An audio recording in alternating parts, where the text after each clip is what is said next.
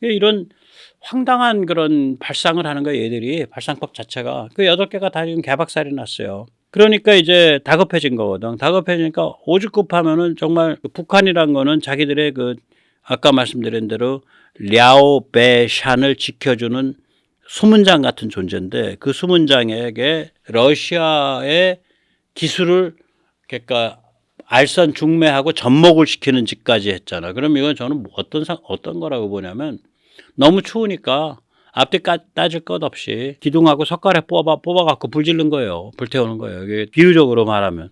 지난 15년 동안 이제 앞서 말씀드린 8대 개발질이 전부 거덜이 났단 말이에요. 요즘 들어서는 차이나 데이스킹, 우크라 전쟁, 가자 전쟁으로 이제 숨도 못 쉴 지경이야. 자기들 마음대로 되는 게 하나도 없어. 다 그냥 다 거덜만 나고. 그리고 이제 미국이야 뭐 그렇다고 치더라도 유럽도 칼을 뽑았고, 그 다음에 이제 유럽에서 공공연하게 하는 소리가 그거예요. 뭐 이제 그 우르슬라 폰데라이언 같은 사람도 중국이 우크라 전쟁 때 러시아를 지지하는 것을 보고 우리 유럽도 마음을 정했다. 뭐 그런 얘기들 하거든요. 또 일본도 뭐 우리 마음에는 안 들지만 옛날에 비해서는 엄청 칼을 갈고 중국과 맞서겠다고 나서고 있고. 그다음에 이제 그런 상황에서 이제 러시아 기술을 중매 접목을 통해서 북한 위성 발사를 성공시켰단 말이에요. 이건 어떤 거냐면 궁지에 몰린 맹수가 야, 나 죽지 않았어. 나 이렇게 살벌한 무기 있어. 수단이 있어 하고 자기 이빨 뽑아 갖고 보여주고 자기 발톱 뽑아서 보여주고. 그런 거 이게 그거 감춰야 됐을 거거든. 차분하게 자기 컨트롤하에 계속 가져가야 되는 거거든 이거. 그러니까 우리 중국한테는 여전히 강력한 수단이 있다. 이거를 증명하면서 그걸 통해서 아큐 정신 승리하는 거죠. 예, 네, 좀 그렇습니다. 뭐 굉장히 뭐라 그럴까 절박하다 그럴까 이게 궁지에 몰려가지고 굉장히 멍청한 짓을 저지른 거예요. 저의 이제 기본 전제는 이거죠. 저건 중국이 중매 접목시킨 게 아니라면 저런 식으로 러시아 기술과 결합해가지고 위성이 성공할 수가 없다. 저건 중국이 상당히 적극적인 중매 접목 역할을 한 거다. 저는 그렇게 보는 거예요. 예, 기본 관점이. 그 이제 이 사건에서의 중국의 계산법은 있어요. 이게 미친놈들도 계산을 하거든요, 다. 이게 과대망상, 피해망상의 병합 증세인데, 보니까 러시아는 자기 손에 들어와 있는 것처럼 보이거든. 그 다음에 러시아 기술을 북한에 중매 접목시키면 미국을 겁박하고 한국을 길들일 수 있는 것처럼 생각되거든. 그리고 자기들 딴에는 우리가 했다는 명확한 증거 있어? 없잖아. 러시아가 한 거 아니야. 이렇게 빠져나갈 수 있다고 생각하는 거거든. 얘들 계산 방식이야 이게. 그런데 이제 당장 이제 북한은 그러면 니들 계산하는 식으로 계산할 거냐? 아니죠. 제가 평양의 지배 집단이면 이런 식이죠. 야 이제 막판 아니야. 그걸로 갈 수 있는데 이럴 때일수록 살벌한 무기를 계속해서 더 살벌하게 가져가면 막말로 마지막에 체제를 미국에 매각하더라도 몸값이 더 올라가지 않겠냐. Why not? 못할 게 뭐 있어. 계속 쌓는 거지. 러시아는 또 중국 계산대로 그러면은 중국 손아귀에 주저앉을까. 이 러시아야말로 전 세계에서 중국을 가장 많이 미워하는 나라고 러시아의 그 문화가 그렇습니다. 심리가. 또 중국에 대한 경계심이 가장 높은 나라고 중국과 많이 싸운 나라예요. 전 세계에서 중국과 제일 많이 싸운 외국 어디야? 러시아입니다. 그래서 이게 푸틴이 뭐 천년만년 가겠냐고요. 그러면 푸틴이 자빠졌을 때 그 다음번에 등장하는 애들이 중국을 섬기는 그런 약간 북한 같은 왕따 국가, 파라이어 스테이트라고 얘기를 하죠. 그러니까 프로 차이나 파라이어 스테이트. 그러니까 친중 왕따 국가로 끌고 갈 수도 있지만 지금 아르헨티나 보세요. 아르헨티나의 교육 상대국 중에 제일 큰 게 브라질이고 두 번째가 중국입니다. 그런데 아르헨티나 신임 대통령은 중국과 거리 두거든. 요새 조금 숙였지만 저거 할 때는 중국 엄청 비판했어요. 뭐 거기는 인권도 없고 아무것도 없는 깡패 국가고 절대로 같이 가서는 안 된다. 대통령 선거할 땐 그랬었어요. 밀레이가. 이게 뭐냐면은 나 그 사람 이렇게 연설하고 이렇게 하는 거 보면 그 사람 트럼프에 갖다 대면 안 돼요. 트럼프랑은 달라요. 트럼프는 그냥 독불 장군이거든. 고립주의인데 이 사람은 그게 아니야. 고립주의 아니야. 고립주의 아니니까 저기 아르헨티나 현지 통화 없애고 달러를 현지 통화로 쓰자. 달러 패깅이죠. 그게 이제 어디서 그러냐면은 캄보디아 같은 데가 그럴 겁니다. 달러 패깅하는 나라들이 있죠. 그 달러 패깅해서 쓰자 이렇게 얘기를 하거든요. 그 이제 뭐냐면은 아르헨티나는 지금 그 외환위기에 몰려 있잖아요. 그럼 나 살려줄 거 누구야? 미국 쪽이네. 어차피 우리나라 외환위기로 지금 경제가 침몰하고 있다면 우리를 그래도 봐줄 수 있는 데가 어디야? 미국이야. 그래서 확 잡아 돌린 거예요. 핸들을. 그리고 아르헨티나가 뭐 밖에 파는 거라고는 뭐 주로 말하자면은 주로 그 식량이거나 뭐 자원인데 뭐 아르헨티나 입장에서는 뭐 중국이 우리 거 안 사면 중국 다른 데서 사야 되고 그러면 그 다른 데서부터 식량과 자원을 수입하던 국가는 다른 데서 구할 데가 없으니까 우리한테서 구해야 될 거 아니야. 그거죠. 계산이.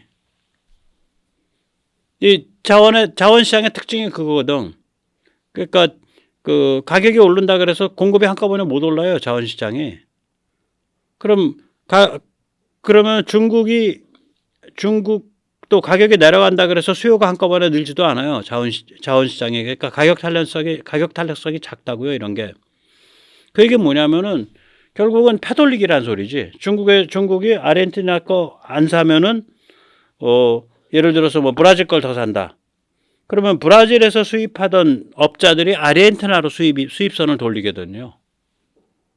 또 아르헨티나 입장에서도 거기로 팔 수밖에 없고 중국 입장에서도 아르헨티나 거 안 사고 뭐 중국의 생산력을 키운다든지 이런 게 안 되니까 아르헨티나 거 안 사면 국제시장에서 어딘가 제3국 걸 사야 되고 이런 게임이죠. 패돌리기 게임이에요. 그래서 아르헨티나 지금 어차피 경제가 모라토리엄이나 혹은 굉장히 그 심각한 외환위기에 간다고 생각을 하면 손을 벌리고 누구한테든 자빠져야 되는데 누구한테 자빠질 거냐. 지금 자빠질 자리, 엎드릴 자리 지금 보고 있는 거라고요. 러시아도 마찬가지죠. 푸틴 날린 다음에 어디한테 자빠질 거냐. 그래야 어디에 자빠져 우리가 먹고 살 수 있냐. 이 계산할 수 있어요. 그럼 유럽과 미국이죠. 당연히. 물론 아주 또라이 같은 놈이 들어와서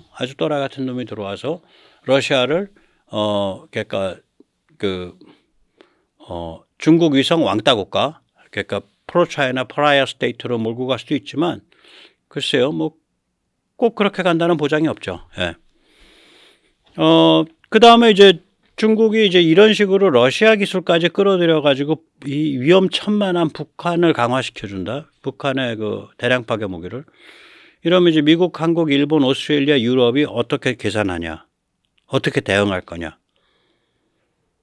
이게 그 김대중 선생만 해도 정치는 살아있는 물건이다. 내가 이렇게 움직이면 상대방은 지금 내가 생각하는 것과 전혀 다른 방식으로 움직인다. 이 뜻이거든요.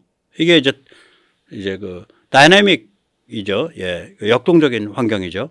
이 계산을 못 하는 거지. 그러니까 이렇게 그 황당한 계산, 바보 같은 계산할 때도 계산은 있는 거야. 황당한 계산한 거예요, 얘들. 네. 자, 중국 입장에서는 야 그래 너 똑똑한 줄 알겠어 백모야. 근데 계산은 됐고 중요한 건 나 지금 뚜껑이 열렸다는 거야. 이런 태도예요. 왜 뚜껑이 열리냐?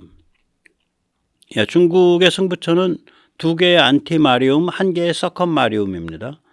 2개의 인터마리움. 그러니까 이 동유럽적 인터마리움은 이제 러시아에 대한 저항선이죠. 발틱 삼국, 그 다음에 발틱 삼국 그리고 폴란드 그리고 우크라이나 이렇게 되는 게 이제 그 동유럽 쪽의 안티마리움인데 루마니아가 또 굉장히 또 그 위협을 많이 느껴요. 루마니아는 왜 그러냐면 루마니아가 이 루마니아랑 우크라이나 사이에 조그만 나라 몰도바가 있잖아요. 몰도바의 3분의 1, 4분의 1쯤이 트랜스디니스트리아라 그래서 러시아의 점령지거든 사실상. 그러니까 이 러시아가 우크라를 먹으면 트랜스니스트리아를 먹고 트랜스니스트리아를 먹으면 드니스트 강 건너가지고 몰도바 먹고 그러면 러시아랑 딱 자기들이 마주하게 돼요. 루마니아는. 루마니아는 겉으로 보면 2선 국가인데 심리적인 상태 자기들의 위기감으로 보면 1선 국가입니다. 이 유럽 인터마리움에. 네. 여기서 러시아가 우크라이나를 먹었어야지. 그러면 중국이 이제 딱 배짱이 좋아지는 거지.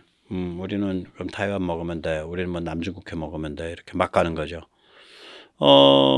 그게 이제 막혔죠. 그 길이 막혔지. 근데 그거를 막혀 있는 과정에서 한국이 폴란드에 무기 팔고 한국이 간접적으로 우크라이나한테 포탄 제공하고 그것도 중요한 역할을 한 거 아니에요. 그 다음에 이제 이란의 입지 강화, 온건 아랍국의 입지 약화 이런 일이 발생했더라면 중국이 중동을 빈집털이를 할 수가 있지. 근데 온건 아랍국들이 한편으로는 이스라엘과 퉁을 치고 가까워져가는 조치를 취하면서 다른 한편으로 무기에 관해서는 뭐 미국이랑 좀 거리 두고 싶지만은 그 친서방 진영에 남기 원하니까 그게 훨씬 더 안정되니까 무기는 또 한국에 의존하는. 그러니까 중국의 중동 빈집털이가 어렵지. 그러니까 중동 입장에서는 속이 편한 거지. 그래 너 우리 말고 어디 뭐 가스나 석유 살 데 있으면 가봐 이렇게 되니까 빈집털이가 안 되는 거예요. 그걸 무기라든지 이런 여러 가지로 엮어버려야 그걸 질질 끌고 갈 수가 있는데 그게 안 엮어지니까. 거기다 이제 필리핀, 말레이시아, 베트남을 이제 겁박 장악하는 거 이것도 마음대로 안 되죠. 예, 필리핀, 말레이시아, 베트남을 겁박 장악하면 남중국해를 장악해서 그 다음에는 이제 그 꿈을 꿀 수가 있죠. 말라카 해협을 닫아걸 수 있는 그런 파워가 생기는데 이게 안 되는 거지 마음대로.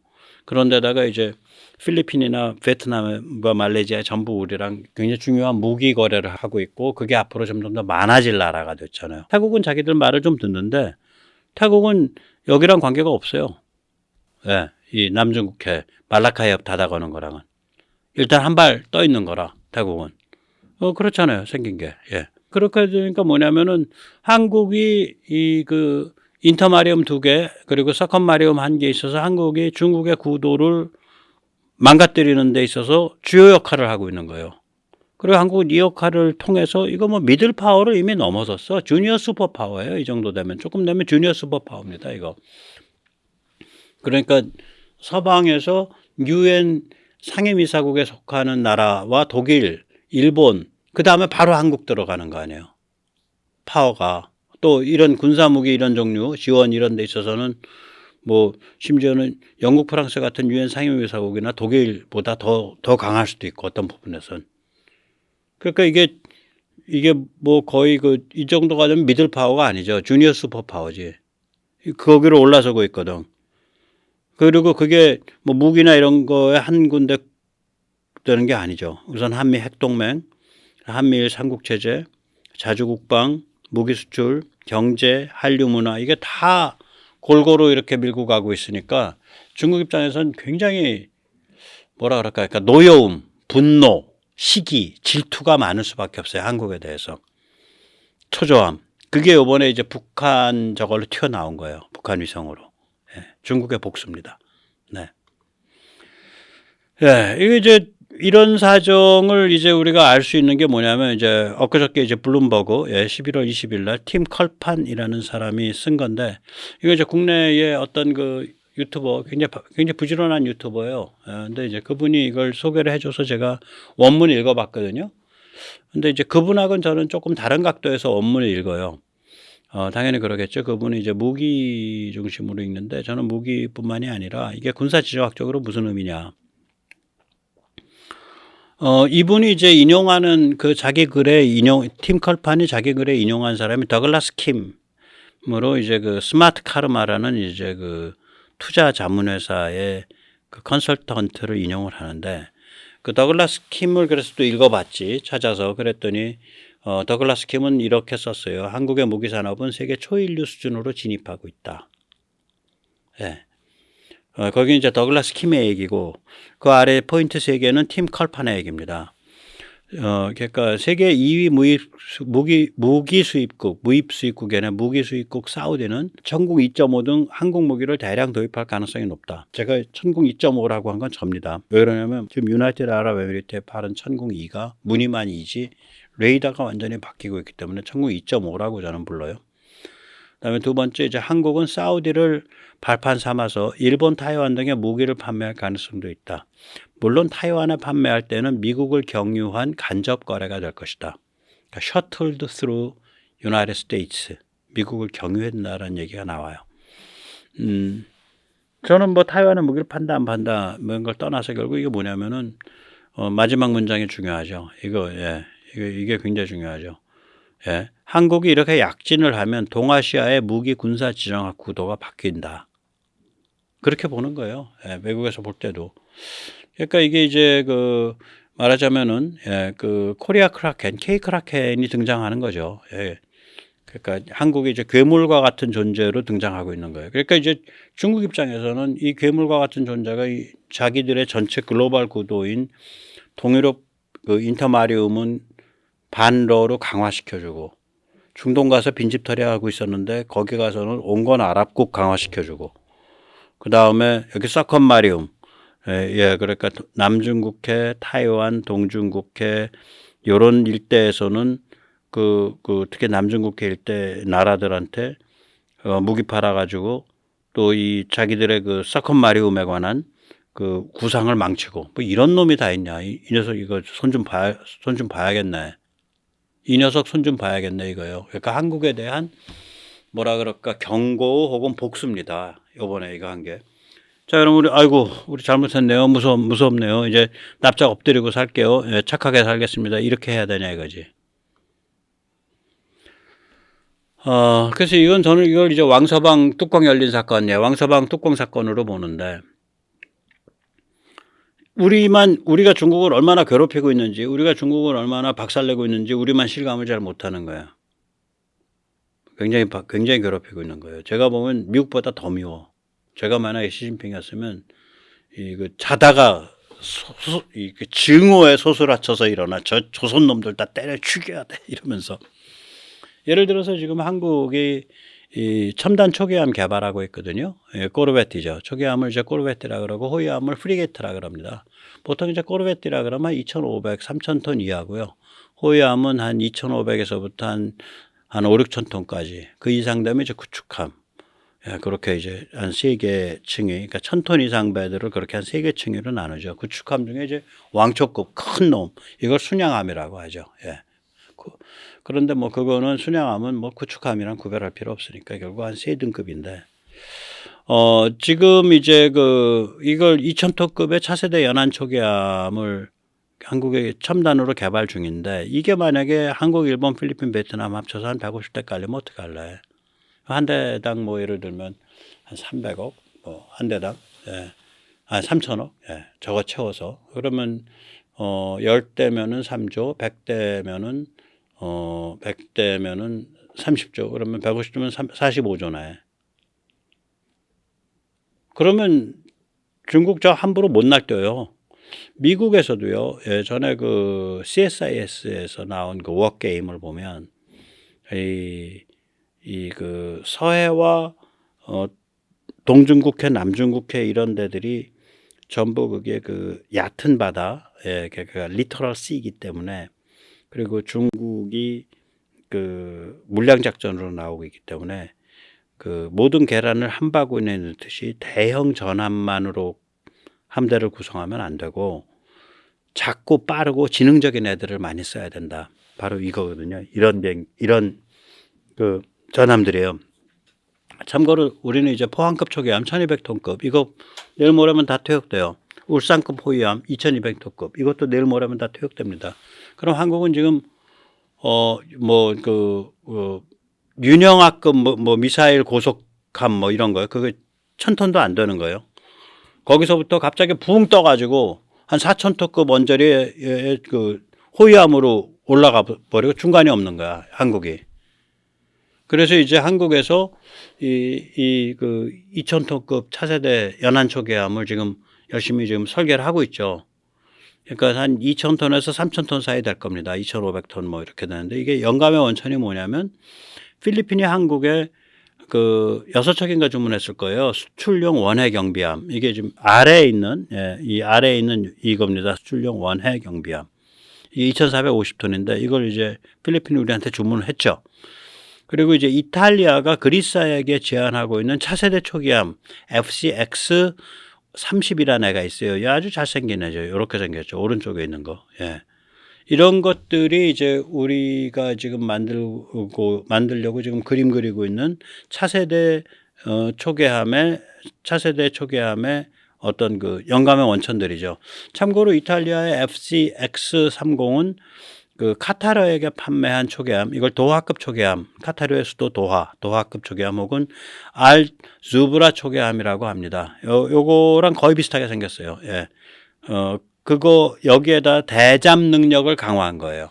그게 FCX30이라는 애인데 아마 이런 것들, 그러니까 FCX30이나 수출용 원해 경비함 이런 것들이 우리가 지금 개발하려고 하는 그 차세대 연한 초계함의 모델이 될 겁니다. 그래서 그 이제 톤수는 2,500톤 이짝저짝 될 거고요. 상당히 이제 그게 되겠죠. 예, 이게 아까 그 사진이에요. 예.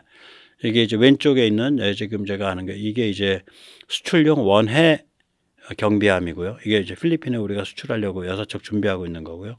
오른쪽에 있는 두 개가 그 이탈리아가 그리스 해군에 제안하고 있는 굉장히 지능적인 배예요. 예. 그 FCX30이라는 차세대 초계함입니다. 그래서 이제 이걸 좀 보면요. 예. 이런 초계함들이 대지 공격 능력은 좀 작지만 통합 마스름이 이제 스텔스 선체를 갖고 있고요. 그다음에 소나, 그러니까 배 그 앞머리 밑에 붙어 있는 선수 소나. 그다음에 뒤에 질질 끌고 가면서 이렇게 어느 선까지는 이렇게 줄이 뻣뻣해 갖고 그 뻣뻣한 줄로 쭉 누르면은 이게 그 소나의 심도가 달라지죠. 뻣뻣한 줄이 이렇게 내려와서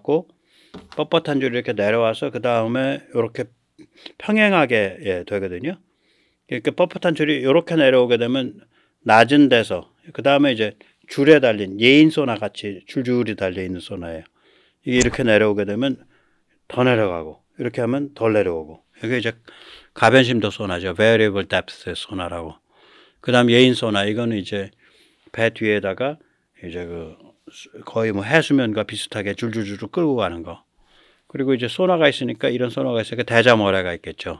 그 다음에 이제 대함어뢰, 대함미사일, 대공미사일. 어느 정도 대공미사일도 갖춘 것. 탄도미사일 말고요. 이 비행기나 이런 거, 그 다음에 저거 뭐죠? 순항미사일 요격할 수 있는 거.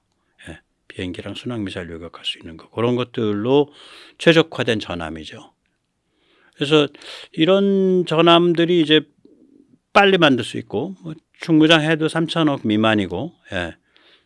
그리고 이제 디자인은 이제 이렇게 아주 이제 퓨처리스틱한 디자인이 될 수도 있어요. 이거는 이제 스웨덴의 비스비 코르베트라기보다 자기들 코르베트라고 말은 했는데 이건 코르베트도 아니고 1,000톤도 안 돼요. 640톤. 예. 예, 스웨덴에. 예. 스웨덴이 이제 해안이 기니까 발티케를 끼고서 이런 거를 스웨덴이 잘 만들죠. 이런 배들을 작고 빠르고 지능적인 배들을.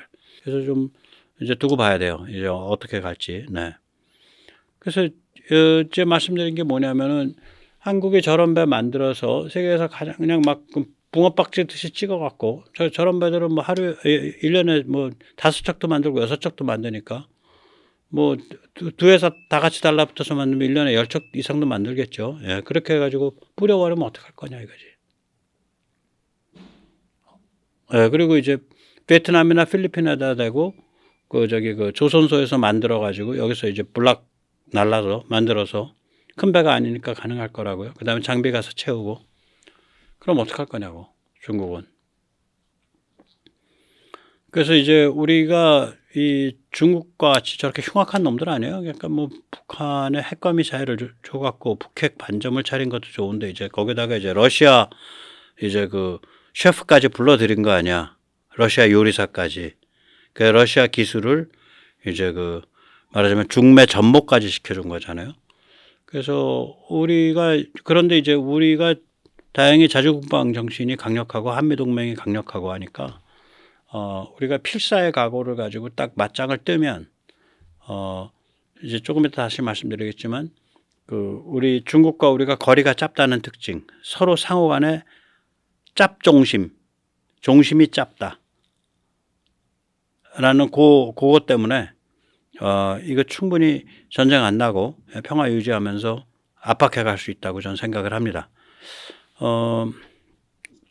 여기서 잠시 전 자주국방을 미국 없는 국방이 아니라 함께 또 따로, 그러니까 미국과 함께하는 걸 기본으로 하면서도 어떤 영역에선 독립성을 가지고 있는 그런 국방이다.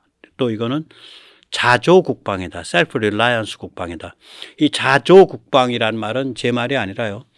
자주국방을 영어로 번역할 때 이거를 자주라는 영어 말이 없다고요. 그래서 자조국방으로 번역합니다. 셀프 릴라이언스라고 번역해요. 그러니까 내가 나서서 내 기술, 내 힘으로 어느 정도 앞가림해야겠다. 그리고 한미동맹이랑 같이 가겠다. 이런 정신이죠. 우리 자주국방 정신이니까 와우 자주국방이라고요. With or without alliance. 한미동맹과 함께 한미동맹의 한 부분으로 또 어떨 때는 한미동맹과 별도로. 예.